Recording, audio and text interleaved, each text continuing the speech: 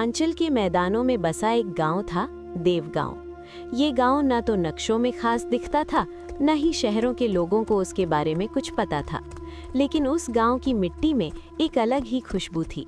बरसात में वही मिट्टी नर्म होकर धान उगाती थी, सर्दियों में गेहूं की बालियों से भर जाती थी। उसी गांव के किनारे एक किसान रहता था, रामेश्वर। रामेश्वर की उम्र लगभग 40 वर्ष थी। चेहरा धूप से तपा हुआ, हथेलियां कठोर, आंखों में शांत दृढ़ता। उसके पास कुल मिलाकर 4 बीघा जमीन थी। जमीन ज्यादा नहीं थी, पर उसके सपने बड़े थे। सूरज अभी क्षितिज से निकला ही था। रामेश्वर बैलों को लेकर खेत की ओर जा रहा था। पीछे से उसकी पत्नी सरस्वती ने आवाज दी, सुनिए, बीज तो बस आधा ही बचा है।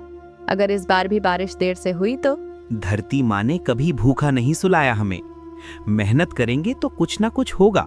सिर्फ भरोसे से घर नहीं चलता, बच्चों की पढ़ाई का भी खर्च है।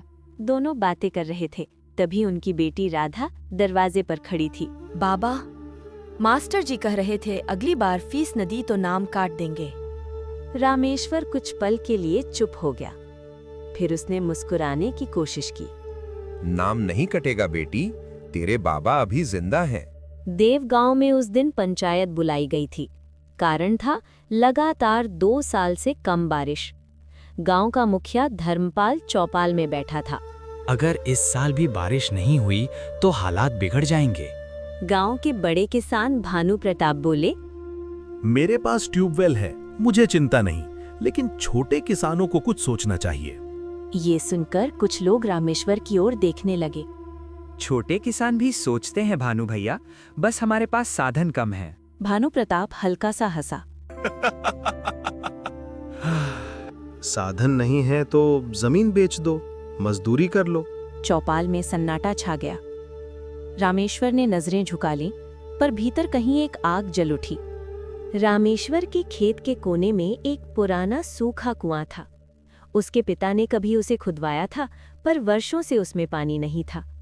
उस रात रामेश्वर देर तक उसी कुएं के पास बैठा रहा। रामेश्वर आसमान की ओर देखते हुए बोला, बाबा, अगर आप होते तो क्या करते? हवा हल्की सी चली।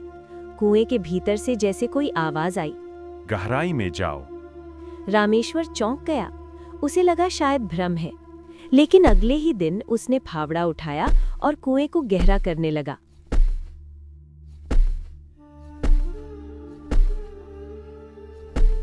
तीन दिन तक वो अकेले मेहनत करता रहा।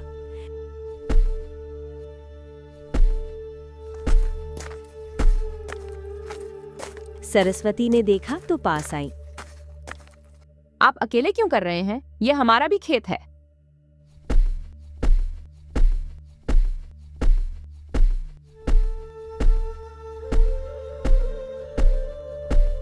राधा और छोटा बेटा मोहन भी आ गए। पूरा परिवार जुट गया। दिन ढलता, सूरज तपता, पर वे रुके नहीं।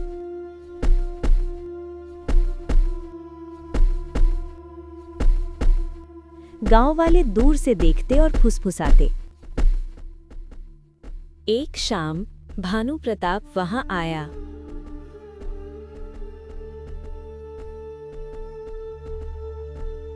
सूखे कुएं से पानी निकालोगे? सपने देखना बंद करो रामेश्वर। सपने देखना बंद कर दूं तो जीना भी बंद हो जाएगा। भानु हंसता हुआ चला गया।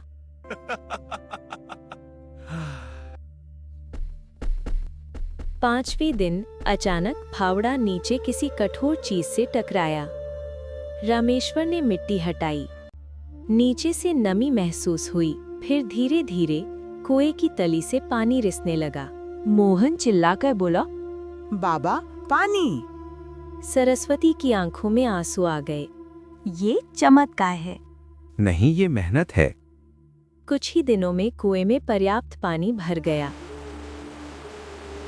रामेश्वर ने खेत में सिंचाई शुरू कर दी। धान के पौधे हरे होने लगे।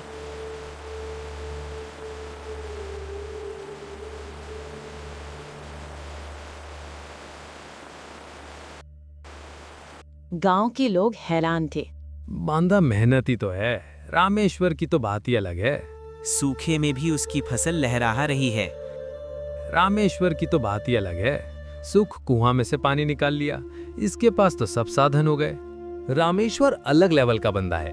अब इसे कोई किसी बात की चिंता नहीं है। इसके पास खेती करने के लिए पानी पर्याप्त है।